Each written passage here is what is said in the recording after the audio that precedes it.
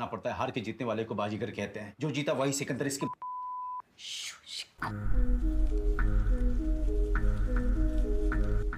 Family man के first season के and में हमने देखा था मिलिंद और जोया ओरियन केमिकल फैक्ट्री में थे, जहां पर टेरिस ने गैस लीक किया होता है।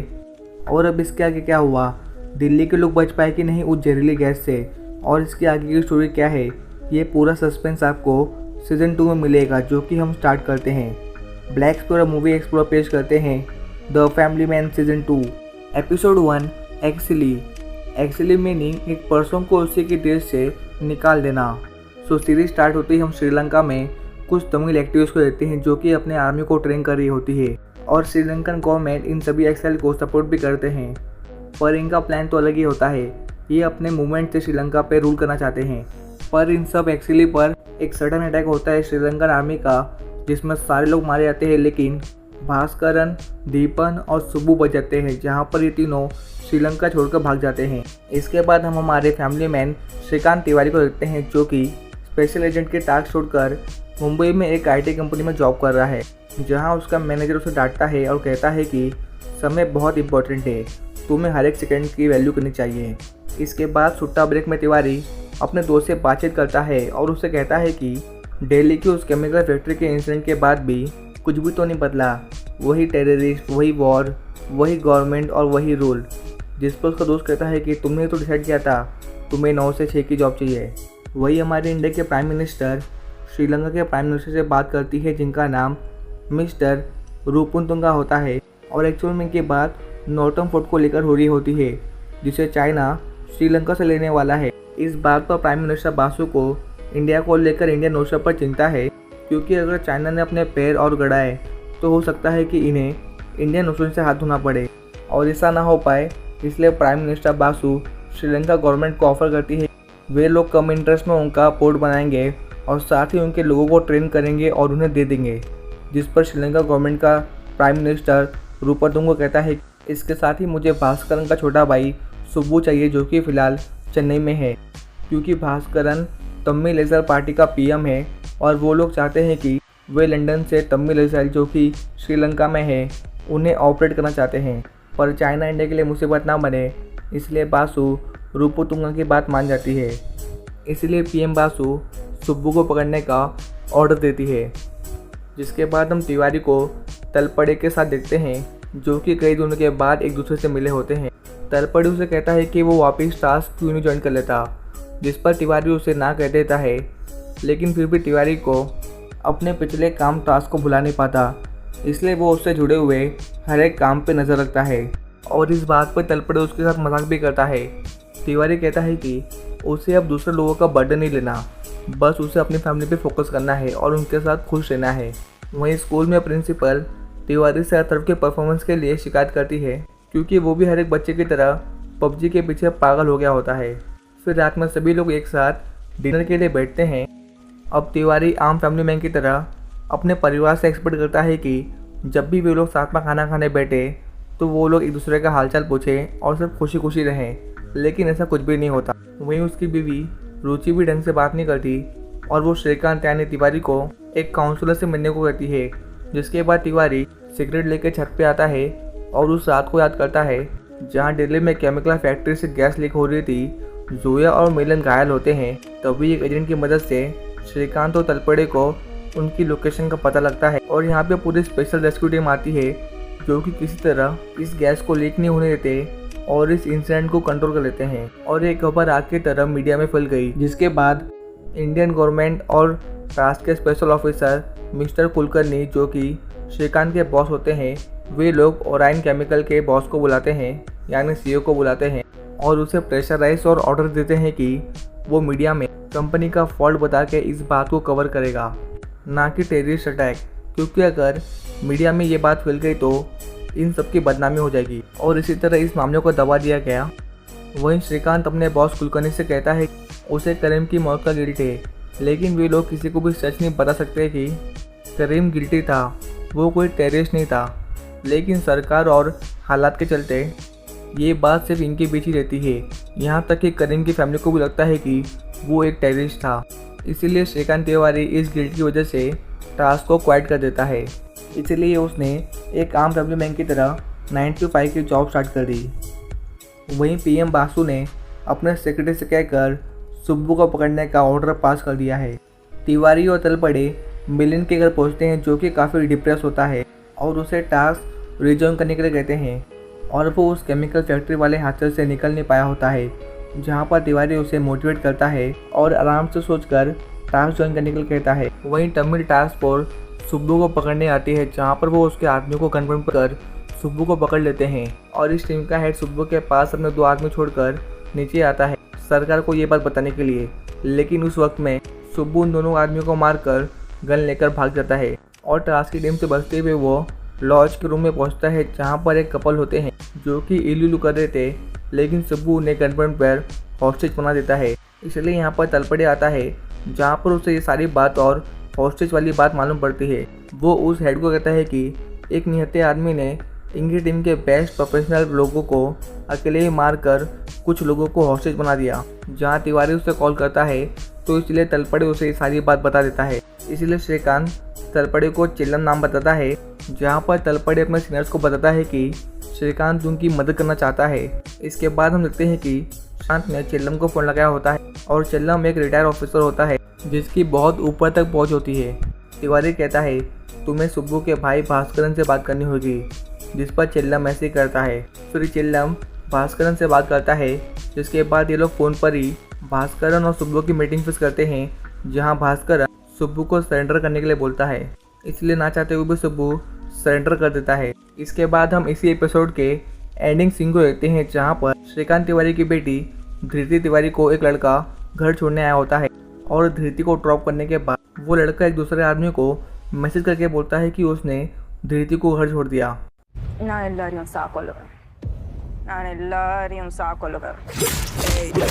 हार के जीतने वाले को बाजीगर कहते हैं, जो जीता वही सिकंदर इसकी। Family man season 2 episode 2 weapon यानी हथियार। और ये हथियार क्या है और कौन होने वाला है ये तो हमें आगे मालूम पड़ेगा। So let's start the video. इस एपिसोड के स्टार्ट में हम साजिद को देखते हैं, जिसके पास उसका बंदा आता है और वो उससे कहता है कि उसने 10 मिनट के लिए सारे सीसीटीवी कैमरा को बंद कर दिया है, जिस पर सिग्नल मिलने पे ही समीर एक रेस्टोरेंट में आता है, जहाँ पर जनरल मिस्टर अंसारी होते हैं और समीर उनको कहता है कि अगर आपने धोखा नहीं दिया होता तो मिशन जुल्फिकार आज सक्सेस हो जाता, लेकिन आपके धोखा देने की वजह से वो प्लान फेल हो गया। पर फिर भी हमारा प्लान बी गैस लीक वाला सक्सेस हुआ, जिसे इंडियन गवर्नमेंट एक हादसा कहकर दबा दी। और समीर अंसारी को मिशन जुल्फिकार 2.2 के बारे में बताता है, जो कि इनका नया प्लान है। जिसके बाद समीर अंसारी से हैंडशेक करके वहाँ से चले जाता है। पर जैसे समीर जाता है तो अंसारी नोटिस करता है कि उसके हाथों से खून आ रहा है और देखते देखते पॉइजन की वजह से अंसारी की मौत हो जाती है, क्योंकि समीर के हाथ में जो रिंग होती है उसमें पॉइजन होता है। और हैंडशेक के वक्त समीर उस रिंग को अंसारी के हाथ में चुबा देता है। फिर हम चेन्नई में एक न्यू कैरेक्टर राजा लक्ष्मी उर्फ राजी को देखते हैं, जिसको उसका बॉस बुरी बुरी बातें बोलता है और गंदी हरकतें करता है। और जब रात में राजी बस से घर जा रही होती है तभी एक ठरकी आदमी आकर उसके प्राइवेट पार्ट को टच करता है, लेकिन राजी कुछ नहीं बोलती और अपने घर चली जाती है। नेक्स्ट मॉर्निंग तिवारी और सूची काउंसलर के पास जाते हैं, जहाँ काउंसलर उनसे कुछ पर्सनल सवाल पूछता है और साथ ही श्रीकांत से पूछता है कि वे लोग अपनी लाइफ में कितनी बार सेक्स करते हैं। अब ये तो लाजमी है कि ऐसे सवाल पूछने पर कोई भी आदमी गुस्सा हो जाता है, तो तिवारी भी गुस्सा हो जाता है। तब काउंसलर उसे समझाने के लिए कुछ कोड्स का सहारा लेता है, जिस पर तिवारी कहता है कि इससे अच्छे तो कोड्स गूगल से मिल जाएंगे। और गुस्से में खुद एक कोड काउंसलर को सुनाता है और कहता है कि काउंसलर तेरी माँ का कहकर निकल जाता है। फिर हम समीर को देखते हैं, जो कि साजिद को उसका पासपोर्ट और एयरप्लेन का टिकट देता है और कहता है कि 6 घंटे बाद तुम्हारी फ्लाइट है इंडिया के लिए, तो तुम तुम्हारे मिशन में कामयाब होना। वहीं पीएम बासु का पीए साबित अपने ऑफिस में बैठा होता है, जहाँ पर उसे दीपक का कॉल आता है। दीपक कहता है कि मुझे मालूम है कि सुब्बू तुम्हारे कस्टडी में है, और साथ ही वो कहता है कि सुब्बू हमारे पार्टी का फॉरेन मिनिस्टर है।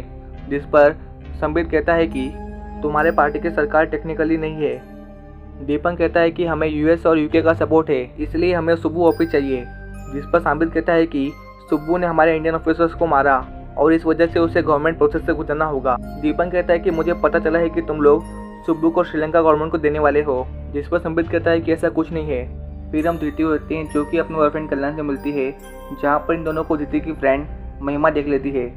इसीलिए धृति उसे अपने बॉयफ्रेंड कल्याण से मिलाती है और कल्याण को महिमा से।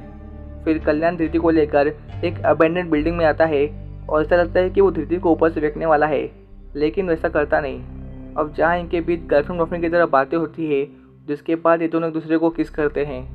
इसके बाद ऑफिस में तिवारी को उसका मैनेजर डांटता है और कहता है कि तुम क्यों नहीं करते अपने परफॉर्मेंस को अच्छी, और ना ही तुम अपने कलीग्स के साथ कुछ इंटरफेयर करते हो। इसलिए उसका मैनेजर उसे समझाते हुए कहता है कि डोंट बी अ मिनिमम गाय। फिर जब तिवारी ऑफिस के बाहर आता है तब उसे एक रिपोर्टर मिलता है जो कि उसे 1 साल पहले करीम के शूटआउट वाली वीडियो के लीक के बारे में पूछता है, जो कि सिर्फ 1 घंटे में इंटरनेट से गायब हो गई थी। जिस पर तिवारी कहता है कि मुझे कुछ नहीं मालूम, मैं एक आम आदमी हूँ जो कि एक IT कंपनी में काम करता हूँ। पर रिपोर्टर की ज़्यादा फोर्स करने की वजह से तिवारी उसके पास आता है और उसे धमकाता है और कहता है कि अपनी लिमिट मत क्रॉस कर, अगर दूसरी बार दिख गया तो तेरा मुंह तोड़ दूंगा। फिर नेक्स्ट सीन में हम मिलिंद को देखते हैं जो कि जुआ से मिलने आया होता है और जुआ से कहता है कि श्रीकांत सर और तलपड़े आए थे और वो उसे टास्क ज्वाइन करने के लिए कह रहे थे। सुजा उसे कहती है कि तुम मेरी फिक्र मत करो और टास्क को ज्वाइन कर लो। वहीं श्रीकांत तिवारी अपने टास्क फोर्स के बॉस कुलकर्णी से मिलता है और उन्हें बताता है कि एक रिपोर्टर करीम के लीक हुई वीडियो के बारे में पूछ रहा था, जिस पर कुलकर्णी कहता है तुम चिंता मत करो, वीडियो सिर्फ 1 घंटे के लिए लीक हुई थी जिससे हमने डिलीट कर दिया। वहीं दूसरी ओर तमिल टास्क फोर्स सुब्बू को लेकर कोर्ट जारी होती है, जहां पर साजिद आता है और वो अपने मोबाइल से एक बटन दबाता है जिससे कि एक बॉम्ब ब्लास्ट होता है जिसमें सुब्बू के साथ कई लोगों की मौत हो जाती है। और ये बात उसके भाई भास्कर को मालूम पड़ती है, जिससे कि वो बहुत दुखी हो जाता है। फिर हम समीर को देखते हैं जो कि इस पूरे बॉम्ब ब्लास्ट वाले प्रैंक के पीछे का मास्टरमाइंड होता है। वहीं सुब्बू की मौत के बाद भास्कर टूट गया होता है और इसीलिए वो अपनी तमिल एक्सेल की प्राइम मिनिस्टर पोस्ट से इस्तीफा देकर न्यू प्राइम मिनिस्टर दीपन को बनाता है। वहीं PM बासु श्रीलंका के प्रेसिडेंट नॉर्थ प्राइम मिनिस्टर रूपतुंगा के साथ एक मीटिंग रखवाने के लिए कहती है। फिर नेक्स्ट सीन में हम भास्कर को देखते हैं जहां पर समीर उसे मिलने आया होता है और सुब्बू की मौत के लिए अफसोस दिखाता है और कहता है कि इस वॉर में तुम्हें किसी भी चीज़ की जरूरत पड़ेगी तो मैं तुम्हारे साथ हमेशा हूँ। वही हम देखते हैं कि एक फोटोग्राफर इन दोनों की फ़ोटोज़ क्लिक करता है और ये फोटोग्राफर कौन है और इसने फ़ोटोज़ क्यों खींची, ये तो आपको एपिसोड 3 में मालूम पड़ेगा। इसीलिए जल्दी से चैनल को सब्सक्राइब करके बेल नोटिफिकेशन ऑल कर दो। फिर हम चेन्नई में एक न्यू कैरेक्टर सेल्वा को देखते हैं जिसे भास्कर को कॉल आता है और सेल्वा को कहता है कि तुम अपने आदमी लोग को जमा करो, मैं तुम्हारे लिए एक बंदे को भेज रहा हूँ जिसके साथ मिलकर तुम्हें एक बड़े मिशन को अंजाम देना है। इसके बाद सीन शिफ्ट होकर हमें राजी को दिखाते हैं जो कि एक बार फिर से घर जाने के लिए बस से सवारी करती है, जहाँ पर वो ठरकी आकर उसे वापस से मोलेस्ट करता है और एक बार फिर से राजी ना ही कुछ बोलती है और ना ही कुछ करती है। पर ये ठरकी आदमी यहीं तक नहीं रुकता, वो राजी का पीछा करता है और मौका देखकर राजी पर हमला करता है, जहाँ सडनली राजी उस आदमी को जमीन पर गिरा कर उसके फेस पे फाइट मार के उसके फेस का भरता बना के उसका मुंह फोड़ देती है। और घर पहुंच के वो टीवी में देखती है कि सुब्बू की मौत हो गई और भास्करन ने अपने PM के पोस्ट से इस्तीफा दे दिया। इसके बाद वो अपनी पेटी से एक मेडल निकालती है और फिर मिलिट्री की यूनिफॉर्म पहनकर अपने इस बुरी ज़िंदगी के हालात के चलते वो सुसाइड करने आती है। लेकिन तभी उसे सेल्वा को कॉल आता है और वो उसे उसकी जॉब छोड़ने को कहता है और साथ ही बोलता है कि राजी मिशन के लिए रेडी हो जाओ। और इस पर राजी कहती है कि मैं उस ज़मीन के वेपन हूँ जिसने मुझे जन्म दिया और मैं तमिल देश के लिए कुछ भी करूँगी। और राजी की इसी जोश और प्रतिशोध के साथ ये एपिसोड खत्म होता है। अगले एपिसोड के लिए जुड़े रहिए और चैनल को सब्सक्राइब कीजिए। धन्यवाद। Family man season 2 episode 3 angel of the death. अब कहानी फ्लैशबैक में आती है और हम कुछ साल पहले का नॉर्थन श्रीलंका देखते हैं, जहाँ पर राजी और सिल्वा श्रीलंका मिलिट्री पर हमला करते हैं और हम देखते हैं कि राजी एक बहुत ही खतरनाक तमिल एक्साइल मिलिटेंट है जो कि अपने दुश्मनों को बहुत बेरहमी से मारती है।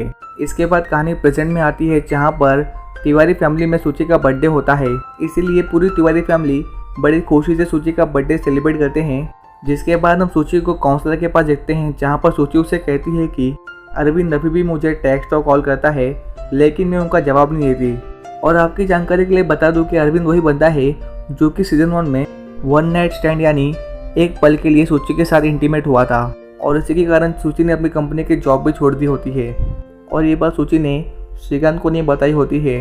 और इसी गिल्ट के कारण और इसी गिल्ट की वजह से सूची श्रीकांत के साथ क्वालिटी टाइम स्पेंड नहीं कर पा रही और ना ही घर पर उसका ध्यान है।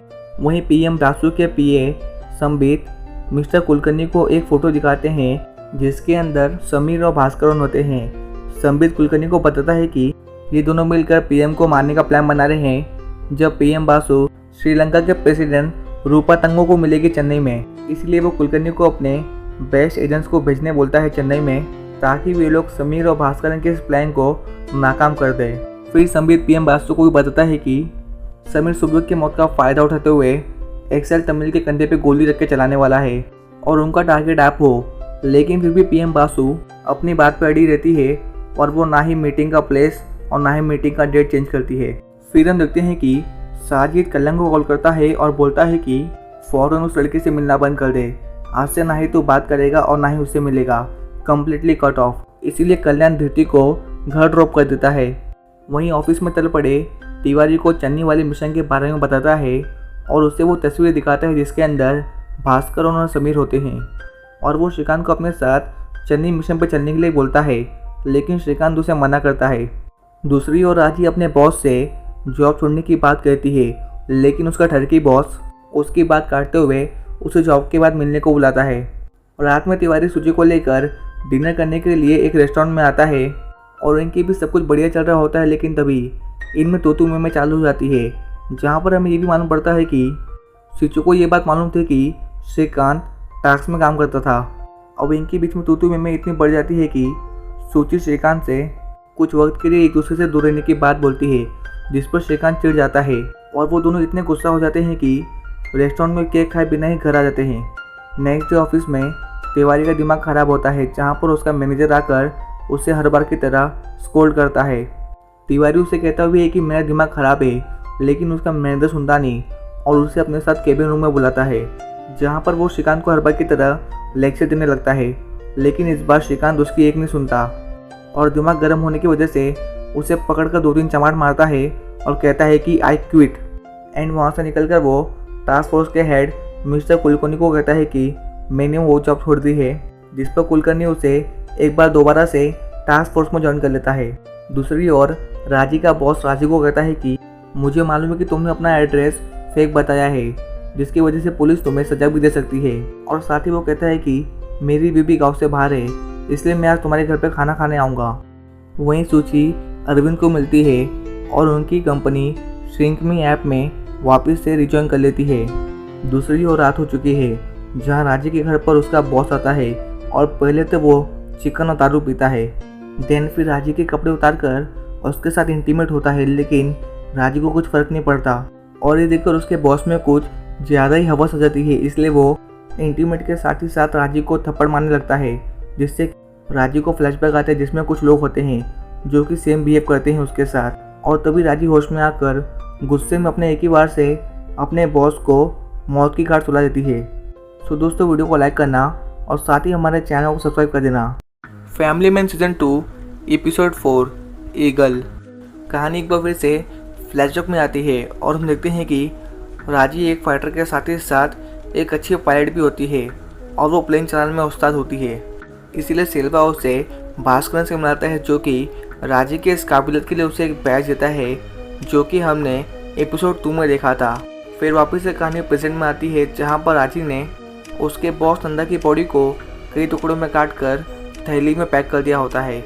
जिसके बाद हम तिवारी को देखते हैं, जो कि करीम की गर्लफ्रेंड से मिलकर उसे सारा सच बता देता है कि करीम को टेररिस्ट नहीं था, बल्कि एक मिसअंडरस्टैंडिंग की वजह से मारा गया और इसके लिए वो उससे माफ़ी भी मांगता है। और इन दोनों की कन्वर्सेशन को करीम की गर्लफ्रेंड फ़ोन में रिकॉर्ड भी करती है, जहाँ पर तिवारी उससे कहता है कि तुमने जो हमारी बातें रिकॉर्डिंग की है, तुम जिसे चाहिए उसे सुना दो, अगर कुछ हुआ तो ब्लेम मैं अपने पे ले लूँगा, क्योंकि करीम की मौत दुनिया वालों के लिए एज अ टेररिस्ट हुई है। और ये बात काफ़ी कॉन्फिडेंशियल होती है, लेकिन तिवारी ने फिर भी अपना गिल्ट कम करने के लिए ये बात करीम की गर्लफ्रेंड को बता दी होती है, पर करीम की गर्लफ्रेंड कहती है कि वो उसे कभी नहीं माफ़ करेगी। दूसरी ओर भास्करन और समीर मिलकर भास्करन के एक फ्रेंड से एक एयरक्राफ्ट बाय करते हैं मिशन जुल्फिकार 2.2 के लिए।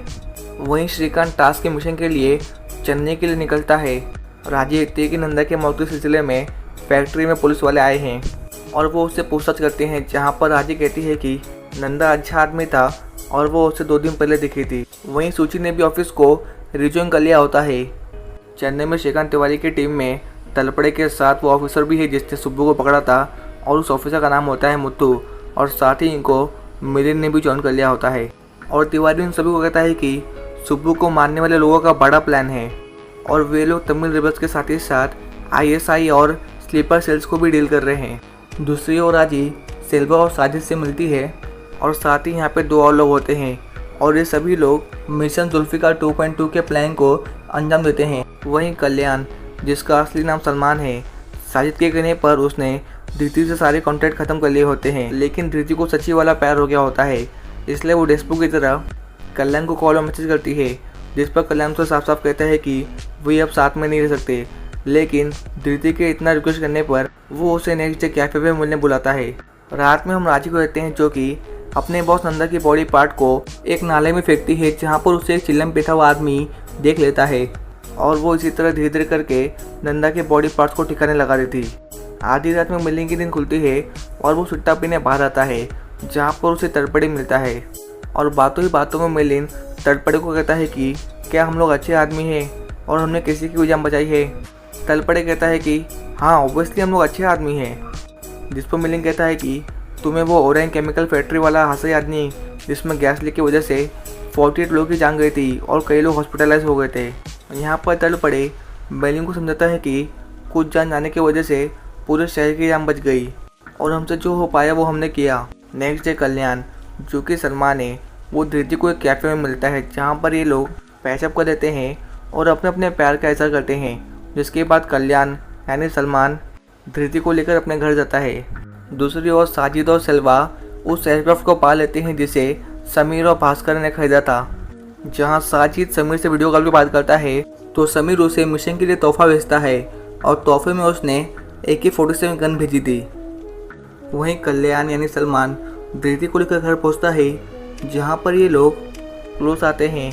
लेकिन इससे पहले कि ये लोग कुछ करे तभी सलमान का एक साथी आ जाता है, जिसका वो धृति को एज अ अंकल इंट्रोड्यूस कराता है। जिसके बाद धृति वहाँ से निकल जाती है और धृति के आने के बाद ये आदमी सलमान को कोपचू में लेकर कहता है कि ये लौंडाबाजी कौन से मिशन का हिस्सा है और उसे 2-3 चमाट देता है और कहता है कि रुक जा बेटा, मैं ये बात साजिद भाई को बताता हूँ। वहीं तिवारी और तलपड़ किसी तरह चिलम को ढूंढते हैं, जो कि इनके पीछे बैठा होता है। जहाँ पर चिलम जाते वक्त इनके लिए एक न्यूज़पेपर छोड़ जाता है, जिसमें रेबल्स के सेफ हाउस यानी उनके घर का पता होता है, यानी वो लोग जो कि इस मिशन को अंजाम दे सकते हैं। जहाँ पर तिवारी और तलपड़े उस पेपर को लेकर निकल जाते हैं। दूसरी ओर फैक्ट्री में अभी भी पुलिस पूछताछ कर रही है, जहाँ पर एक औरत आकर पुलिस वाले को बताती है कि उनका बॉस नंदा राजू को लाइक करता था, लेकिन राजू उसे लाइक नहीं करती थी। और साथ ही उसे ये भी बताती है कि उसने लास्ट टाइम राजू को नंदा के कार में देखा था। इसलिए पुलिस राजू के घर पे आती है, जो कि फेक एड्रेस होता है। वहीं श्रीकांत तिवारी की पूरी टीम रेबल्स के सेफ हाउस को ढूंढने में लग जाती है और पुलिस वालों को भी बड़ी मुश्किल से राजू के घर का पता मिलता है। जहाँ पर पुलिस वाले उसके घर पे आते हैं तो वो देखते हैं कि राजू कहीं तो थैली लेके जा रही थी, जिस पर पुलिस वाले उससे पूछती है कि तुमने हमसे झूठ क्यों बोला और तुम्हारा क्या चक्कर था नंदा के साथ। राजू कहती है कि वो मुझे मोलिश करता था और ये बात मैं बता नहीं सकती थी बिकॉज अगर मैं बताती तो मुझे नौकरी नहीं मिलती कहीं भी। जिस पर पुलिस वाली उससे पूछती है कि तुमने अपना एड्रेस फेक क्यों बताया, जिस पर राजू कहती है कि ये एड्रेस उसके मामा ने दिया था, तो उसे नहीं मालूम कि कौन सा एड्रेस सही है और कौन सा गलत। साथ ही पुलिस वालों को राजू के घर में एक अलग सी गन की स्मेल आती है, पर राजू को पुलिस वाली बेचारी समझकर छोड़ देती है और कहती है कि तुम इस सिटी को छोड़ के कहीं मत जाना और डेली पुलिस स्टेशन आकर रजिस्टर करके आना। लेकिन फिर पुलिस वालों को हॉस्पिटल से कॉल आता है और वो उन्हें कहते हैं कि हमें नंदा की बॉडी मिली है, बस अब उसे आइडेंटिफाई करना है। जिसके बाद पुलिस वाले हॉस्पिटल में आते हैं, जहाँ नंदा की वाइफ कहती है कि ये उसका हस्बैंड नहीं है। पर पुलिस वालों को हॉस्पिटल के अंदर भी वही गंध आती है जो कि उसे राजू के घर पे आई थी। इसलिए वो डॉक्टर को पूछती है कि ये कौन सी स्मेल है। डॉक्टर उसे कहता है कि ये फॉर्मेलिन है, जो कि बॉडी को डिकम्पोज होने से रोकता है। इसलिए पुलिस वाले के दिमाग की बत्ती जलती है और वो तुरंत राजू के घर के लिए निकलती है। तो वहीं राजू भी अपना बोरिया बिस्तर लेकर इस जगह से भागी रही थी कि तभी वो श्रीकांत और तलपड़े से टकराती है, जहाँ पर वे दोनों उससे एक एड्रेस पूछते हैं जो कि राजू के घर का होता है। जिस पर राजू उन्हें उसके घर का एड्रेस बता देती है और वहाँ से चुपचाप निकल जाती है। जिसके बाद हम देखते हैं कि पुलिस वाले राजू के घर पे आ गए, जहाँ पर उन्हें नंदा के बॉडी पार्ट्स के साथ तिवारी और तलपड़े मिलते हैं और उन्हें एज अ क्रिमिनल समझकर पुलिस वाले गनपन पर लेते हैं। उन्हें लगता है कि इन्होंने नंदा को मारकर उसके बॉडी के टुकड़े कर दिए हैं और यहीं पर ये एपिसोड ख़त्म होता है। Family man season 2 episode 5 home coming. जैसे इस एपिसोड का नाम है वैसे ही इस एपिसोड का काम है। लास्ट पार्ट में देखा था कि पुलिस वाले तिवारी और तलपड़े को नंदे का मर्डर समझकर गन पॉइंट पे लिए थे। और ये कहानी एपिसोड 4 की है। और साथ ही आपको डिस्क्रिप्शन बॉक्स में फैमिली मैन सीजन 2 का प्लेलिस्ट मिल जाएगा, जहाँ से आप सारे वीडियोस को देख सकते हो। तो खैर, पुलिस वाले तिवारी और तलपड़े को एज ए नंदा का खूनी समझकर जेल में बंद कर देते हैं, जहाँ ये दोनों उनसे बात करने की कोशिश करते हैं। लेकिन सबसे बड़ी प्रॉब्लम होती है लैंग्वेज। साउथ में सबको हिंदी आती नहीं और इंडिया में से हिंदी आती नहीं। ये लोग इंग्लिश में बात करने की ट्राई करते हैं और ये उन्हें बताते हैं कि ये लोग एक स्पेशल फोर टास्क के एजेंट हैं। लेकिन पुलिस वाले मानने को तैयार नहीं, जिस पर तिवारी और तलपड़े किसी तरह उससे एक फ़ोन कॉल करने को बोलते हैं, जिस पर पुलिस वाले मान जाती है। और वो तलपड़े का फ़ोन लेकर नाम पूछती है, जिस पर तलपड़े कहता है कि BOSEDK। अब बॉस डी के सुनने के बाद पुलिस वाले का दिमाग गर्म हो जाता है और वह फ़ोन भी नहीं करती और साथ ही तलपड़े का फ़ोन पानी में फेंक देती है। फिर कुछ देर बाद तिवारी और तलपड़े में आर्ग्यूमेंट हो जाती है, इसलिए पुलिस वाले तलपड़े को दूसरे सेल में शिफ्ट करती है। दूसरी ओर साजिद और सिल्वा प्लेन से कैसे बॉम्ब ब्लास्ट करेंगे उसकी प्लानिंग करते हैं, जहां पर राजी आती है और वो उन्हें कहती है कि उसके पीछे पुलिस लगी थी, लेकिन वे उन लोग को बेवकूफ़ बनाकर बिना किसी को मालूम पड़े यहाँ पर आ गई। दूसरे दिन तिवारी का टीममेट मुत्तू आता है, जिसके आने के बाद वो पुलिस वाले को डांटता है और कहता है कि तुम्हें जरा भी सेंस है, तुम्हें मालूम है तुमने किसको पकड़ा है? तुमने तिवारी और तलपड़े को पकड़ा है, जो कि एक स्पेशल ऑफिसर है। जिसके बाद पुलिस वाली तिवारी और तलपड़े को फ्री करती है, जहाँ ये पुलिस वाली तिवारी को उस घर में रहने वाली लड़की राजी का फोटो दिखाती है, जिस पर तलपड़े और तिवारी का दिमाग चलता है और उन्हें फटाक से क्लिक होता है कि ये तो वही लड़की है जिसने इनको एड्रेस बताया था, यानी कि राजी एक रेबल ऑपरेटिव है। और साथ ही पुलिस वाली तलपड़े को उसके फ़ोन के लिए माफ़ी मांगती है, जिस पर तलपड़े कहता है कि it's okay, you can call me JK। Office में अरविंद सूची को बीते हुए लम्हे याद दिलाने की कोशिश करता है, जिस पर सूची कहती है कि मैंने वो चैप्टर क्लोज कर दिया है और अपनी लाइफ में मैं एक न्यू स्टार्ट करना चाहती हूँ। वहीं तिवारी सूची और धृति को कॉल करता है, जो कि उसका कॉल पिक नहीं करते, इसलिए वो अपने बेटे अथर्व को कॉल करता है। अथर्व कहता है कि मैं आपको घर की सारी बातें बताता रहूँगा और अपडेट देता रहूँगा, लेकिन मुझे इसके बदले एक पिज़्ज़ा चाहिए और साथ ही आईफोन का न्यू वेरिएंट जो कि अभी आने वाला है, तो आप उसे बुक कर दीजिए। अब ना चाहते हुए भी तिवारी अपने ब्लैकमेलर बच्चे की बात मान जाता है। इसके बाद हम उसी पुलिस वाले को देखते हैं, जो कि तिवारी के बाद नंदा की पोस्टमार्टम रिपोर्ट लाई होती है, जिसमें उसमें लिखा होता है इस आदमी को सिर्फ नंगे हाथों के इस्तेमाल से एक दर्दनाक मौत दी है। अब यहाँ पे सबको क्लियर हो जाता है कि राजी एक प्रोफेशनल फाइटर है। साथ ही वो पुलिस वाली उनके इन्वेस्टिगेशन टीम को ज्वाइन करने के लिए कहती है, जिस पर तलपड़े आकर कहता है कि रख ले इसको, इसलिए तिवारी उस पुलिस वाले को रख लेता है। फिर ये सभी लोग एक वीडियो फुटेज देखते हैं, जिसमें ढेर सारे तमिल रेपर्स होते हैं, जिसमें राजी भी होती है। और यहाँ पे इनको क्लियर हो जाता है कि ये सारे तमिल रेपर्स फाइटर के साथ ही साथ एक अच्छे खासे सोल्जर्स भी हैं। इसलिए तिवारी राजी के साथ सारे बचे हुए तमिल रेबल्स को ढूंढने का ऑर्डर देता है। दूसरी ओर सिल्वा राजी और साजिद को बताता है कि वे लोग कल श्रीलंका जाएंगे और वहाँ से एक्सप्लोसिव लेके आएंगे, जिनमें उनकी मदद जेबराज करेगा। संबित और कुलकर्णी दीपक को फ़ोन करते हैं और कहते हैं कि तुम लोग जो भी कर रहे हो उसे तुरंत रोक दो। दीपक कहता है कि हम लोग कुछ भी नहीं कर रहे। संबित कहता है कि तुम नहीं, भास्करन कर रहा है। इससे पहले कि कुछ बुरा हो जाए तुम जल्दी से जल्दी उसको स्टॉप करो, नहीं तो तुम सबको इसके लिए पे करना पड़ेगा। जिस पर दीपन मान जाता है। मुत्तू तिवारी को बताता है कि उनके क्यू ब्रांच ने रेडियो फ्रिक्वेंसी को हैक करके ये पता लगा है कि रेबल्स का मुख्य बेस वीरेनम है, जो कि श्रीलंका में है, और साथ ही एक कोडवर्ड जो कि लोकल 52 है। और अब इस कोडवर्ड का मतलब क्या है और इस बेस में क्या रखा है, ये तो आपको स्टोरी में आगे मालूम पड़ेगा। वहीं दीपन भास्करन से मिलके उसके मन में चल रहे प्लान के बारे में पता करने की कोशिश करता है, जहाँ पर उसे समझ आता है कि हो ना हो भास्करन कोई बड़े प्लान को अंजाम देने वाला है, इसलिए वो ये बात इंडियन गवर्नमेंट को बता देता है। ऑफिस में निखिल सूची और अरविंद को नेक्स्ट वीक प्रेजेंटेशन के लिए लंदन जाने को कहता है। वहीं तलपड़े के पास पैसे कम होते हैं, इसलिए वो एक नोकिया 3310 लेता है और साथ ही वो उस पुलिस वाले पर लाइन मारता है। जिसके बाद तिवारी की पूरी टीम वीरेनम के लिए निकलती है, जहां तिवारी की टीम पहुंचकर लोकल पुलिस की मदद से वहां के लोकल रेसिडेंट्स को इकट्ठा करती है और उन्हें लोकल 52 के बारे में पूछती है, लेकिन उन लोगों को इसके बारे में कुछ भी नहीं पता होता है। वहीं भास्कर के घर पे एक पिज़्ज़ा आता है, जिसके अंदर एक फ़ोन मिलता है, जिससे कि वो समीर को फ़ोन लगाता है, जहां पर समीर भास्कर को बताता है कि उसके ऊपर इंडियन जासूस नजर रखे हैं। इसलिए समी ने पिज्ज़ा के लेटर में भास्करन के लिए न्यू पासपोर्ट और वीज़ा भेजा होता है और उसे अंडरग्राउंड होने के लिए कहता है। वहीं राजी, साजिद और सिल्वा विलियम पहुंच जाते हैं जहां पर वो जेबराज को मिलते हैं। जेबराज उन्हें बताता है कि श्रीलंका जाने के लिए सबसे सही टाइम 1:45 से लेकर 2:30 तक होगा और वहां से निकलने का सबसे सही टाइम 3:45 से 4:30 तक होगा। जिस बीच कोई भी गार्ड नहीं होगा तो हम आसानी से जाके अपना सामान लेकर आ सकते हैं। फिर राजी साजिद को अपनी स्टोरी बताती है और कहती है कि आज से 10 साल पहले जब रूपतुंगा प्रेसिडेंट बना था तो उसने सारे श्रीलंकन तमिल्स को ख़त्म करने का ठान लिया था। जहां श्रीलंका आर्मी हजारों लोगों को मौत की नींद सुला देती है और साथ ही उसकी एक फ्रेंड थी कायल नाम की, जिसे वो लोग ले गए और एक के बाद एक सभी आर्मी वाले ने उसका रेप किया और उसके बाद रूपतुंगा के ऑर्डर पे उसके साथ सभी लोगों को मार डाला। इसलिए इसी प्रतिशोध की आग में राजी उन सभी को माना जाती है। जिसके बाद रात होती है जहां पर जेबराज, राजी और साजिद ठीक 1:45 से लेकर 2:30 के बीच श्रीलंका के लिए निकलते हैं, जिस वक्त कोई भी गार्ड सिक्योरिटी पे नहीं होता और ये लोग श्रीलंका के पॉइंट पेड्रो पे पहुंचते हैं जहां पर कभी राजी और उसके ऐसे तमिल रेबल्स रहते थे जो कि मारे गए या फिर भाग गए। फिर इनके थोड़ा ढूंढने के बाद इन्हें वो स्पॉट मिल जाता है जिसके नीचे वो सामान है जो कि ये लेके जाने वाले हैं। दूसरी ओर लंदन में इंडियन स्पाई भास्करन के घर पे आते हैं जहाँ पे वो देखते हैं कि भास्करन भाग चुका है।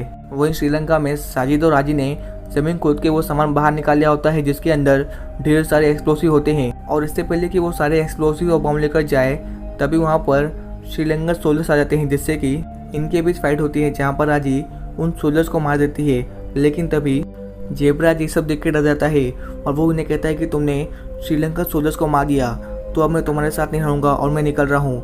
और ये सुनने के बाद राजी उसे भी मार देती है। जिसके बाद राजी और सैयद उन सारे बॉम्ब्स को लेकर नाव के सारे वहाँ से निकल जाते हैं। फैमिली मैन सीजन 2 एपिसोड 6 मर्टरिस यानी शहीद। और अब कौन शहीद होने वाला है और क्यों होने वाला है ये तो आपको इस एपिसोड में मालूम पड़ेगा। और साथ ही इसके पहले के सारे एपिसोड्स मैंने अपने चैनल पर ऑलरेडी एक्सप्लेन किया हूँ जिसकी प्लेलिस्ट आपको डिस्क्रिप्शन बॉक्स में मिल जाएगी तो वहाँ से आप देख लेना। कहानी वहीं से चली होती है जहाँ तक ख़त्म होती जहाँ पर राजी और साजिद सारे एक्सप्लोसिव और बम को लेकर वापस से वीरेनम आ जाते हैं जहाँ पर उन्हें सिल्वा मिलता है और वो उन्हें पूछता है कि जेबराज कहाँ पर है, जिस पर वे लोग उसे बताते हैं कि उन्होंने जेबराज को मार दिया, अगर वो लोग उसे लाने आते तो ये मिशन कंप्लीट नहीं हो पाता। सिल्वा कहता है कि ओ शिट, ये तुमने क्या किया। उसके पास इन सारे बॉम्ब्स के डेटोनेटर थे जो कि शायद उसके घर पर है, तो अब हम उसके घर पर जाएंगे। नेक्स्ट डे तिवारी की टीम लंच कर रही होती है जहाँ पर मुत्तू इन्हें बताता है कि इस प्लेस पे वो लोग बिना गन के और अकेले ना निकले क्योंकि ये प्लेस डेंजरस है। यहाँ के लोग रेबल्स को फ्रीडम फाइटर समझते हैं ना कि टेररिस्ट। जिसके बाद तिवारी वॉशरूम में हाथ धोने आते हैं जहाँ पर चिल्लम सर आते हैं जो कि जेम्स बॉन्ड की तरह श्रीकांत तिवारी को बताते हैं कि भास्करन इस मिशन के लिए कुछ तो चीज़ ढूंढ रहा है, अगर तुम्हें उसको रोकना है तो तुम्हें उसके लिए उसकी टीम को ढूंढना पड़ेगा।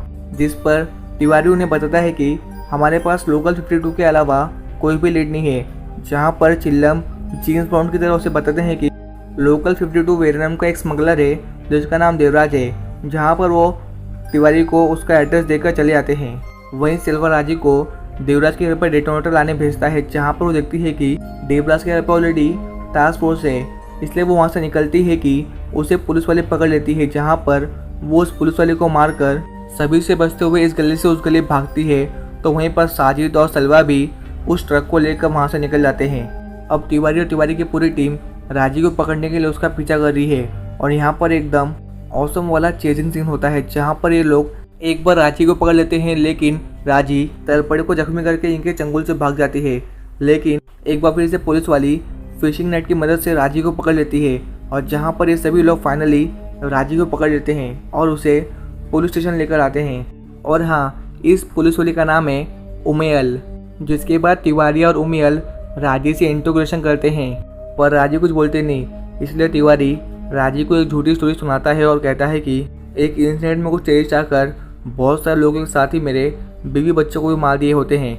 और ये सुनने के बाद राजी अपना मुंह खोलती है और कहती है कि मेरे फादर एक टीचर थे और मेरा भाई 9 साल का था, जहाँ पर श्रीलंका आर्मी आकर एयर स्ट्राइक से अटैक करते हैं जिसमें मेरे फादर की मौत होती है। जहाँ पर आर्मी वाले मेरे 9 साल के भाई को गोली मार के मार देते हैं, जिसके बाद वो सारे आर्मी वाले मुझे लेकर जाके मेरा बलात्कार करते हैं और मुझे उस समय चीफ भास्करन और सिल्वा ने बचाया था।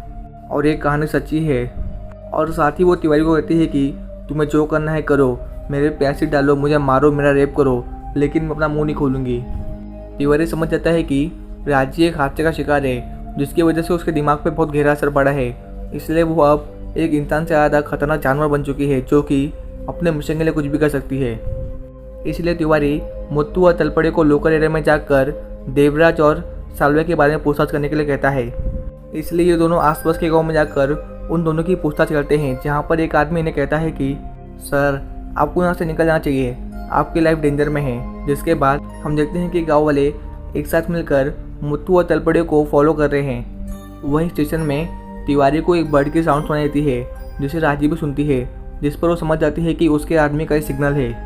इसलिए राजी रस्सी खोलने की कोशिश करती है, जिसे देखकर तिवारी फटाक से स्टेशन के अंदर आता है और सभी को कहता है कि हम पर अटैक होने वाला है, इसलिए सभी को स्टेशन के अंदर बुला लो और सारे डोर्स और विंडोज़ बंद कर दो। और देखते ही देखते साजिद और सेल्वा अपने लोगों के साथ स्टेशन पर फायरिंग करते हैं, जहां पर वे लोग कई पुलिस वालों को मार देते हैं और स्टेशन के अंदर घुस जाते हैं, जिनका मिलन सामना करता है।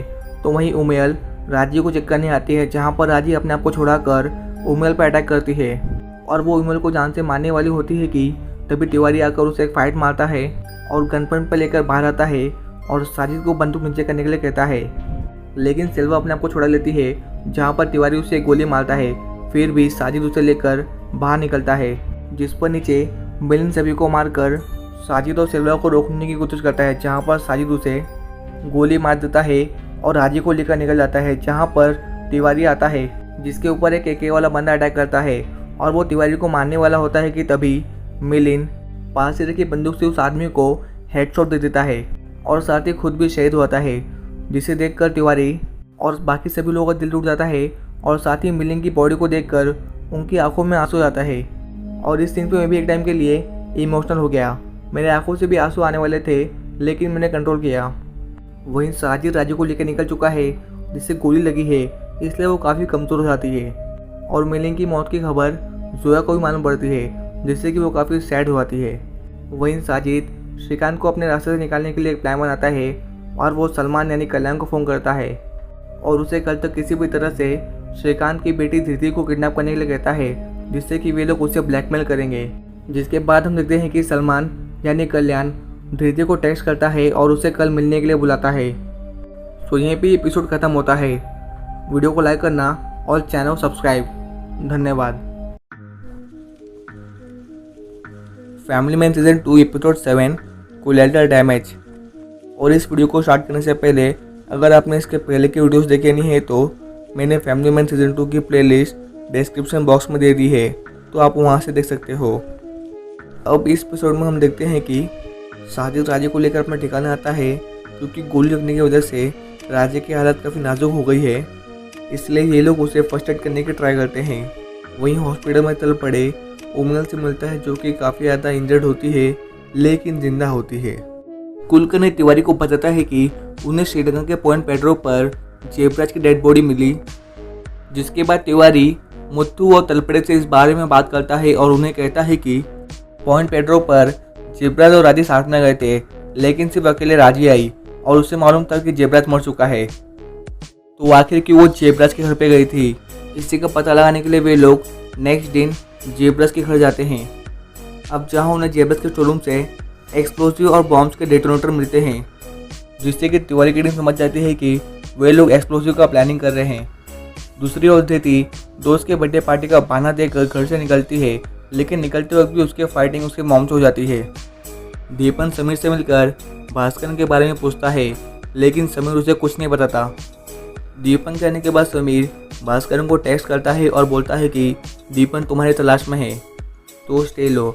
और हम देखते हैं कि भास्कर अंडरग्राउंड होकर नॉर्मेंडी फ्रांस में छुपा हुआ है। वहीं साजिद अपने बॉम्ब्स और एक्सप्लोजिव के लिए न्यू डेटोनेटर्स बनाता है और फिर ये लोग उस एयरक्राफ्ट यानी प्लेन के अंदर स्पेस कम करके जितना हो सके उतना बम लगा देते हैं, ताकि गलती से भी PM बच ना सके।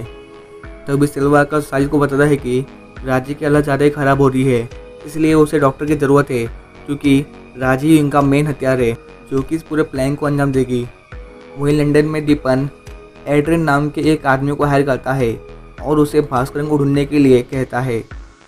कुलकर्णी और संबित पीएम बासु को मीटिंग की टाइमिंग और प्लेस चेंज करने के लिए कहते हैं ताकि उनकी जान बच सके। पर पीएम बासु अपने सीट पर अड़ी रहती है और वो कहती है कि मीटिंग चेन्नई में होगी और उसी टाइम पे होगी। वहीं सिल्वा डॉक्टर को लेकर आ चुका है जो कि राज्य का इलाज करता है। सूची काउंसलर को मिलती है और उससे अपनी परेशानी बताती है और वो कहती है कि मैं सोच रही हूँ कि श्रीकांत को सारा सच बता दूँ। जिस पर काउंसलर कहता है कि सुचित्रा ऐसा मत करना, क्योंकि अगर तुमने उससे सच बताया ना तो तुम अपनी शादी को खो दोगी and it's my personal experience. वहीं हमारी निब्बी धृति अपने बॉयफ्रेंड कल्याण यानी सलमान के साथ पिक्चर देख रही होती है जहाँ ये लोग किस करने वाले होते हैं। तो इन दोनों की पिक्चर पीछे बैठा हुआ बबलू देख रहा होता है। बेटा बबलू मस्ती नहीं। मूवी के बाद सलमान अपना प्लान इम्प्लीमेंट करता है।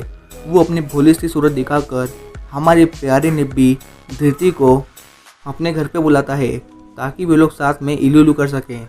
और हमारी भोली निब्बी इसकी बातों में आकर इसकी बात मान लेती है, जहाँ पर वो ये बात अपनी दोस्त महिमा को बताती है। और फिर वो अपनी मॉम को कॉल करती है और उन्हें कहती है कि आज होमवर्क ज़्यादा मिला है इसलिए मैं घर लेट से आऊँगी। वाह निब्बी वाह, वैसे आपने भी कभी कुछ ऐसा किया ही होगा कि अपने गर्लफ्रेंड या बॉयफ्रेंड से मिलने के लिए आप घर पे कुछ अलग एक्सक्यूज़ देकर उनसे मिलने गए होंगे। अगर आप भी अपने घर पे कुछ ऐसी रीज़न देते थे या इससे अलग भी तो कमेंट करके बेझिझक बता दो, बिकॉज नो वन विल जज यू। वहीं कल्याण ने सलमान धृति को बाइक पे बिठाकर अपने साथ घर ले जाता है, जहां उनके पीछे पीछे सलमान का अंकल यानी उसके साथ रहने वाला आदमी भी बाइक स्टार्ट करके उनके पीछे पीछे जाता है। दूसरी ओर तिवारी की पूरी टीम मिलिंग का फेवरेट गाना लगाकर उसे एक ट्रिब्यूट देते हैं और उसके नाम पे एक जाम पीते हैं। वहीं राजे की भी हालत ठीक हो चुकी है। धृति की मम्मी सूची धृति के लिए काफ़ी परेशान है क्योंकि रात के 11 बज चुके हैं और धृति अभी तक घर नहीं आई। इसलिए वो महिमा को फ़ोन करती है और उससे धृति के बारे में पूछती है, जहाँ पर सूची महिमा का झूठ पकड़ लेती है। इसलिए वो महिमा को प्रेशराइज करके सच बताने के लिए बोलती है, जहाँ पर महिमा उसे बता देती है कि धृति अपने बॉयफ्रेंड के साथ डेट पे गई, जिसके बाद वो उसके घर चली गई। सूची महिमा से धृति के बॉयफ्रेंड के बारे में पूछती है, उसका नाम, नंबर, एड्रेस, जिस पर महिमा उसे सिवाय उसके नाम कल्याण के अलावा कुछ नहीं बता पाती। अब अपनी बेटी के लिए परेशान सूची ये बात तिवारी को फ़ोन करके बताती है, जहाँ पर तिवारी उसका फ़ोन कट कर देता है।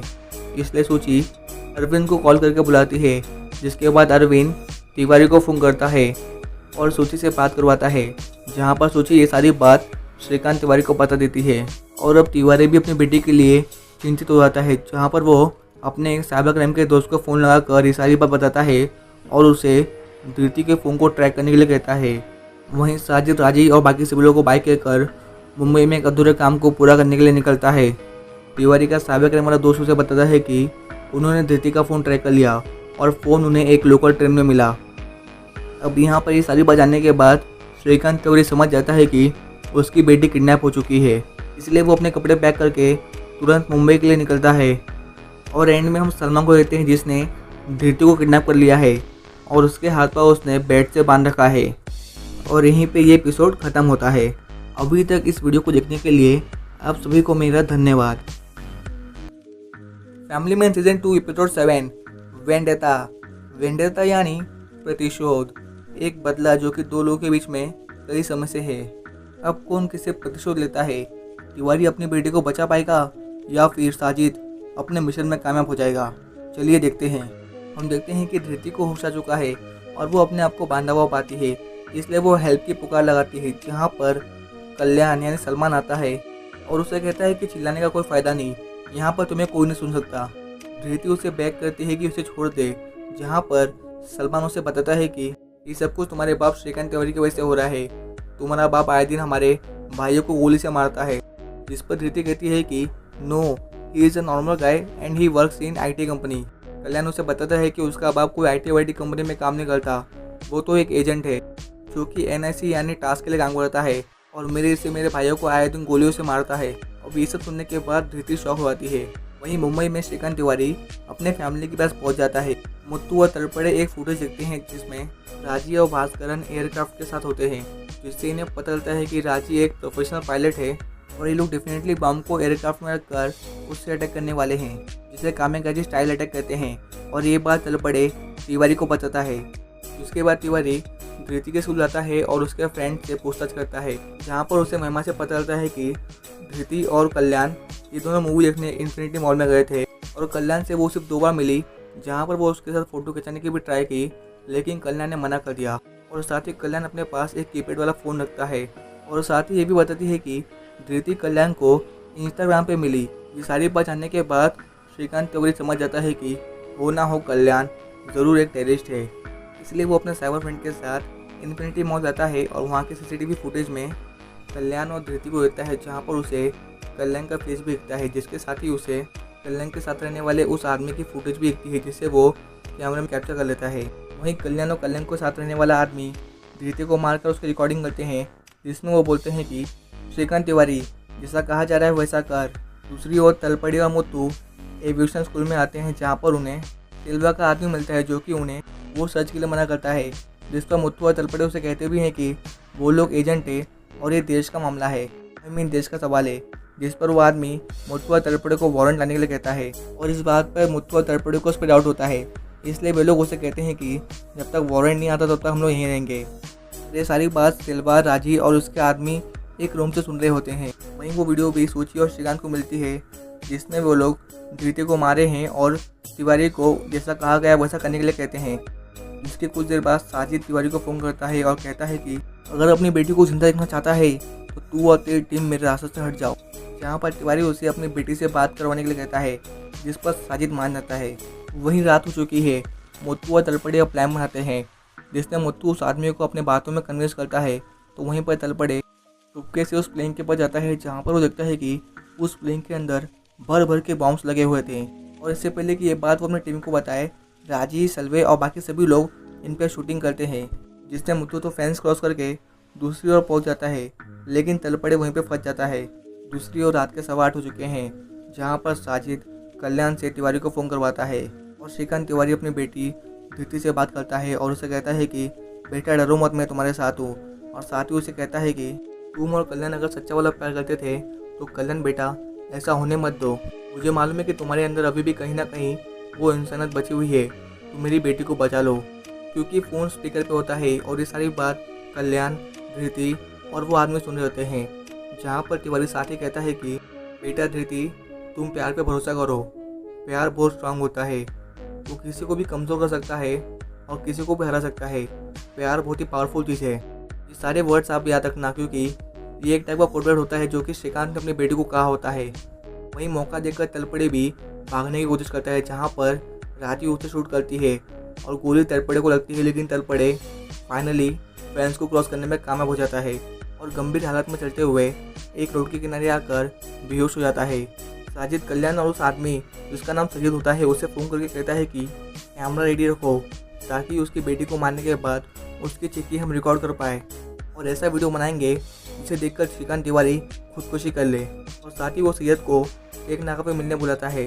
वहीं तिवारी अपनी बेटी को बचाने के लिए सैयद की फ़ोटो को मुंबई पुलिस में सर्कुलेट कर दिया और उसे ढूंढने के लिए कहा है। दूसरी ओर साजिद सैयद को मिलता है और वो लोग कार लेकर घर के लिए निकलते हैं। वहीं मुंबई पुलिस कुछ लोकल लड़कों को पकड़ती है और उन्हें सैयद के बारे में पूछती है, जहाँ पर वे लोग उसे बताते हैं कि वो जानते हैं ये कहाँ पर रहता है। घर में कल्याण धृति के पास आता है, जहाँ पर धृति उसे कहती है कि वो उसे बचा ले, क्योंकि वो मर नहीं जाती। डैड सही कह रहे थे, अगर तुमने मुझसे कभी भी प्यार किया होगा तो तुम मुझे बचाओगे। जिस पर कल्याण इमोशनल होकर उसके प्यार की बातों में आकर धृति के हैंडकफ खोल देता है, जिसके बाद धृति मौका देकर शीशे के टुकड़े से कल्याण पर लगातार वार करती है, जिससे कि कल्याण बेदर्द मारा जाता है और इस शीशे का टुकड़ा धृति को विंडोज से मिला होता है। जिसके बाद वो कल्याण के पैंट से चाबी निकालती है और अपने सारे लॉक्स को ओपन करके वहाँ से एस्केप करने की कोशिश करती है। जिस वक्त साथी तो शहर वहाँ पे आते हैं और साथी धृति को एक ही थप्पड़ में बेहोश कर देता है और यहीं पे ये एपिसोड खत्म होता है। Thank you for watching. Black sparrow movie explorer पेश करते हैं द फैमिली मैन सीजन 2 और आज की वीडियो लास्ट वीडियो है सीजन 2 की, जिसके एंड में आपको आने वाले सीजन 3 के प्लॉट के बारे में भी मालूम पड़ जाएगा, तो आप अंत तक वीडियो को देखना। और मैं ये बात प्राउडली कह सकता हूँ कि मैंने ही सबसे पहले यूट्यूब पे सीजन 2 के सारे एपिसोड्स को एपिसोड वाइज प्लस डिटेल में एक्सप्लेन किया हूँ, जो कि आपको फिलहाल पूरे यूट्यूब में कहीं भी नहीं मिलेगा। बस मुझे छोड़कर एक बंदे ने किया है, लेकिन उस बंदे ने भी डिटेल में एक्सप्लेन नहीं किया है, जिससे कि आप सभी को इस वेब सीरीज़ को दोबारा देखना पड़ सकता है। लेकिन अगर आपने मेरी वीडियोस देखी है तो फिर आप सबसे स्मार्ट आदमी है, क्योंकि आप अपने टाइम को सेव भी कर रहे हैं और साथ ही अपने समय को एक अच्छे कंटेंट पे स्पेंड कर रहे हैं, जिससे कि आपको पूरी डिटेल प्लस इंजॉयमेंट मिलेगी फैमिली मैन 2 को देखते वक्त। और साथ ही मेरे फैमिली मैन सीजन 2 की वीडियोस को देखने के बाद ना ही आपको दोबारा इस सीरीज़ को देखना पड़ेगा। So let's start the family man season 2 episode 9 the final act. जैसा कि नाम से पता चल रहा है कि ये एपिसोड फाइनल एपिसोड है इस सीज़न का। चलिए शुरू करते हैं बिना किसी सस्पेंस के। लेकिन एक बात, अगर आपने इसके पहले के 8 वीडियो देखे नहीं है तो उन सब का लिंक मैंने ऑलरेडी चैनल के डिस्क्रिप्शन बॉक्स में दे दिया है as a family man season 2 playlist, तो वहाँ से आप जाके देख लो। और साथ ही आपको मिर्ज़ापुर 2 का भी प्लेलिस्ट मिलेगा, तो उसे भी देख लेना। एपिसोड के स्टार्ट में देखते हैं कि 2 पुलिस ऑफिसर्स सैयद को ढूंढते ढूंढते उसके बिल्डिंग में पहुंच जाते हैं, जहां वो सैयद की कंफर्मेशन के लिए उस बिल्डिंग के वॉचमैन से पूछते हैं, जिस पर वो वॉचमैन कहता है कि हाँ ये आदमी यहीं पे रहता है। इसलिए पुलिस ऑफिसर तुरंत ये बात कंट्रोल रूम में बताते हैं, जिसके बाद पूरी पुलिस फोर्स और श्रीकांत तिवारी उस बिल्डिंग में आते हैं, जहाँ तिवारी पुलिस इंस्पेक्टर सिंधे को एज अ वॉचमैन बनाकर सैयद के घर पे भेजता है। और वो सैयद को पानी का बहाना देकर उसके घर में कितने लोग हैं ये देखता है। जिसके बाद इंस्पेक्टर सिंधे तिवारी को आकर बताता है कि घर में 2 लोग हैं, जिसमें से एक साजिद है। और साजिद भी काफ़ी चालाक होता है, उससे उस वॉशरूम में शक हो गया होता है और वो समझ जाता है कि पुलिस आई है। इसीलिए वो धृति का खेल ख़त्म करने के लिए आगे बढ़ता है, जहाँ पर धृति अपनी जान बचाने के लिए उस दरवाजे के आगे बेड लगा देती है और खुद उस दरवाजे को खुलने से रोकती है। वहीं श्रीकांत और पुलिस की पूरी टीम साजिद और सैयद को मारने के लिए उनके घर के बाहर पहुंच जाती है। इसलिए ये देखकर सैयद और साजिद खिड़की से बाहर भाग जाते हैं। अंदर तिवारी आता है और वो अपनी बेटी धृति को देखता है, जो कि सही सलामत होती है। और इसे देखकर उसे जान में जान आती है और वो भी अपने पापा को देखकर काफ़ी खुश होती है। लेकिन इस हादसे से उसके दिमाग पे काफ़ी गहरा असर पड़ चुका है। इसलिए तिवारी अपने दोस्त साइबर क्राइम वाले को धृति को हॉस्पिटल लेके आने के लिए कहता है। साजिद और सैयद पुलिस की नज़रों से छुपते हुए बाहर निकलने की ट्राई करते हैं और कहते हैं ना, कानून के हाथ लंबे होते हैं। जहाँ पर पुलिस वाले सैयद का एनकाउंटर कर देते हैं, वहीं साजिद भी कई पुलिस वालों को मार देता है। इससे पहले कि वो किसी और को मारे, चारों तरफ से श्रीकांत और पुलिस वाले उसे घेर लेते हैं। साजिद जैसे फायरिंग करने वाला होता है, सारे पुलिस वाले मिलकर उस पर शूट करते हैं, जिससे कि साजिद की ऑन द स्पॉट डेथ हो जाती है। दूसरी ओर मुत्तू फोरेंसिक और बैकअप टीम को लेकर एयरक्राफ्ट वाली जगह पर आता है, जहाँ से एरोप्लेन और जेके दोनों गायब होते हैं। वहीं हॉस्पिटल में श्रीकांत और सूची धृति से मिलते हैं, जो कि अब ठीक होती है, लेकिन उसने एक ह्यूमन बींग को मारा है ये बात उसे मन ही मन सता रही होती है। और इस बात का काफ़ी उसे गिल्ट भी होता है, जहाँ पर श्रीकांत बताता है कि कल्याण मरा नहीं है, वो जिंदा है, बस वो इंजर्ड है। जैसे वो ठीक होगा उसे जेल भेज दिया जाएगा। और साथ ही उसे उसके डैड के सीक्रेट के बारे में पता चल गया है कि उसके डैड एक एजेंट है, जो कि नेशन के लिए काम करते हैं। और इस बात से धृति काफ़ी प्राउड फील करती है और अपने पापा यानी श्रीकांत तिवारी को कहती है कि you are super cool dad. बाहर सूची तिवारी से पूछती है कि क्या कल्याण अभी भी जिंदा है। तिवारी कहता है कि नहीं, वो मर चुका है। इसके बाद तिवारी अपने मिशन को पूरा करने के लिए चेन्नई के लिए निकल जाता है। वही लंदन में एड्रिन दीपन को भास्करन का एड्रेस और फोटो देता है, जहां दीपन संबित को भास्करन का एड्रेस बताता है। वहीं राजी और सेल्वा एरोप्लेन को डिसमेंटल करके ट्रक में रख के कहीं तो लेकर जा रहे होते हैं, जहां इनके रास्ते में एक चेक पॉइंट आता है और इन्हें वहां पर रुकना पड़ता है, जहां का ऑफिसर इनके ट्रक को जब्त कर लेता है। जहां पर सेल्वा उसे पैसे भी ऑफर करता है, लेकिन वो ऑफिसर पैसे लेने से मना कर देता है। पर राजी नोटिस करती है कि वो ऑफिसर उसमें इंटरेस्ट दिखा रहा है, इसलिए वो बिना एक पल भी गवाए उस ऑफिसर के पास जाती है। जिसके बाद वे दोनों एक रूम में जाते हैं और कुछ देर बाद राजी बाहर निकलती है, जहाँ पर ऑफिसर भी इनके ट्रक को छोड़ देता है। जिसके बाद राजी और सिल्वा ट्रक को लेकर निकल जाते हैं। डेडिकेशन देख रहे हो बंदी का, अपने मिशन के आगे उसके लिए कुछ भी मायने नहीं रखता। और वहीं हम लोग एवरी ईयर बॉडी बनाने का सोचते हैं, लेकिन नेक्स्ट डे ही पानी पूरी या वड़ा पाव खा लेते हैं। फिर हम एक आदमी को देखते हैं जो कि तलपड़े के पास आता है, लेकिन वो उसे बचाता नहीं, बस उसके पास रखा हुआ फ़ोन लेकर वो वहाँ से गायब हो जाता है। वहीं भास्करन फ़ोन से सेल्वा को गाइड करता है और कहता है कि वे लोग ट्रक और एरोप्लेन लेकर कृष्णा स्वामी के फार्म पे जाओ, जो कि उसका दोस्त है। और वहाँ पे एक रनवे है, जिससे वे लोग प्लेन को टेक ऑफ करके अपने मिशन को अंजाम दे सकते हैं। श्रीकांत तिवारी का हैकर बंदा भी फ़ोन को हैक कर लेता है, जहाँ पर वो ये बात चेन्नई पुलिस को बताता है। जिसके बाद चेन्नई पुलिस फ़ोन को ट्रैक करते हुए उस आदमी के पास पहुँच जाते हैं, जिसके पास ये फ़ोन होता है। और वो आदमी उन्हें जेके तलपड़े के पास लेके आता है, जो कि काफ़ी नाजुक हालत में होता है, लेकिन जिंदा होता है। वहीं राजी और सिल्वा भी अपने आदमियों के साथ कृष्णा फार्म पे पहुंच जाते हैं, जहां पर ये लोग उस एरोप्लेन को असेंबल करते हैं। हॉस्पिटल में तिवारी और मुत्तू जेके से मिलने आते हैं, जहां पर जेके और तिवारी एक दूसरे को देखकर थोड़े बहुत कमेंट्स बात करते हैं और जोक मारते हैं, लेकिन मुत्तू एक दूसरे को देखकर काफ़ी खुश होते हैं। रात में सिल्वा और राजी और बाकी सभी लोग खाना खा रहे होते हैं, जहाँ पर सिल्वा राजी को बताता है कि राजीत अपने अधूरे काम को पूरा नहीं कर पाया और मारा गया। नेक्स्ट डे फ्रांस की पुलिस और दीपन भास्करन को पकड़ लेते हैं, जहाँ पर दीपन भास्करन से मिशन के बारे में पूछता है, लेकिन भास्करन उसे बताता नहीं और अपने पास रखी हुई गोली खा लेता है, जिससे कि वो मर जाता है और उसके मुंह से छाग आता है और वो घड़ी आ जाती है जिसका सभी को इंतज़ार होता है। पीएम बासु और प्रेसिडेंट रूपतंगा की मीटिंग गार्ड है। चारों तरफ कड़क सिक्योरिटी है, लेकिन फिर भी कोई रिस्क नहीं ले सकते। वहीं मुत्तू और तिवारी को पता चल जाता है कि राजी और उसकी टीम ने प्लेन को डिसमेंटल करके ट्रक में लेकर गए हैं, इसलिए तुरंत वो लोग गाड़ी निकाल कर चेक नाका पे पहुंचते हैं, जहां पर वो लोग उस टर्की ऑफिसर को राजी की फ़ोटो दिखा के पूछते हैं, क्या तुमने इसको देखा है, जिस पर वो ऑफिसर ना कह देता है। जिसके बाद तिवारी और मुत्तू बाहर आकर पान वाले से पूछते हैं, जिस पर पान वाला उन्हें बता देता है कि ये लड़की उसने एक दिन पहले देखी थी। तो ऑन द स्पॉट तिवारी उस ऑफिसर के पास जाकर उसे 2-3 थप्पड़ लगाता है और वापस से राजी और उसके ट्रक के बारे में पूछता है, जहां इस बार वो ऑफिसर राजी के ट्रक की डिटेल दे देता है। पर अभी भी इन्हें एग्जैक्ट लोकेशन पता नहीं होती कि राजी, सिल्वा और वो एरोप्लेन कहाँ पर हो सकते हैं। इसलिए ऐसे टाइम पर श्रीकांत तिवारी अपने जेम्स बॉन्ड यानी चेल्लम को फ़ोन करता है और उन्हें सारी सिचुएशन और प्लेस बता देता है कि राजी का लास्ट लोकेशन बेंगलोर का चेक पॉइंट था और उसका टारगेट पीएम का वेन्यू प्लेस है। जिस पर चिलम सर उसे बताते हैं कि रेबल्स को प्लेन चलाने के लिए किसी एयर स्ट्रिप की जरूरत नहीं पड़ती, वो लोग कहीं से भी प्लेन चला सकते हैं। जिसके बाद चिलम उसे बताते हैं कि भास्करन के एक क्लोज फ्रेंड कृष्णा स्वामी का एक फार्म है जिसका नाम कीचा फार्म से, हो ना हो ज़रूर वो लोग वहीं पर होंगे। इसलिए श्रीकांत तिवारी अपनी टीम और बैकअप टीम के साथ तुरंत कीचा फार्म्स के लिए निकल जाता है। तो दूसरी ओर राजी, सिल्वा और बाकी सभी लोग रेडी होते हैं अपने मिशन को अंजाम देने के लिए। वहीं पीएम बासु की मीटिंग का समय भी आ चुका है, लेकिन एन वक्त पर श्रीकांत अपनी टीम के साथ फार्म पे पहुंच चुका है, जहां पर श्रीकांत तिवारी की टीम और सिल्वा, राजी और उनके आदमियों के बीच गन फायरिंग की फाइट होती है, जो कि लगभग 8 मिनट्स की एकदम रियलिस्टिक फाइट है, जिसमें तिवारी सिल्वा को मार देता है और उसकी टीम बाकी लोगों को। जहाँ राजी उनसे भागते हुए प्लेन स्टार्ट करती है और इससे पहले कि वो प्लेन को टेक ऑफ कर ले, श्रीकांत और मुत्तू उसका गाड़ी से पीछा करते हैं और उसके प्लेन पर फायरिंग करते हैं, जिससे कि राजी के प्लेन में काला धुआं आने लगता है। लेकिन राजी रुकती नहीं और वो प्लेन को टेक ऑफ कर लेती है और ऐसा लगता है कि श्रीकांत हार गया। लेकिन तभी आसमान में राजी का प्लेन अचानक से एकदम ब्लास्ट हो जाता है, जिसमें राजी भी मर जाती है। वहीं दूसरी ओर पीएम बासु और प्रेसिडेंट रूपतुंगा की सक्सेसफुल मीटिंग हो जाती है, जिसके बाद हम देखते हैं कि पीएम बासु शहीद मिलिंद, जेके तलपड़े, श्रीकांत तिवारी, मुत्तू और उनके 7 हाइकर को पुरस्कार देती है और साथ ही रिवॉर्ड, जहां इन सभी की एक अच्छी सी फोटो भी खींची जाती है। जिसके बाद इन सभी से इनका मेडल ले लिया जाता है, एक्सेप्ट मिलिंद, क्योंकि ये सभी खुफिया एजेंट्स होते हैं जिनका मेडल इनको आफ्टर रिटायरमेंट मिलेगा।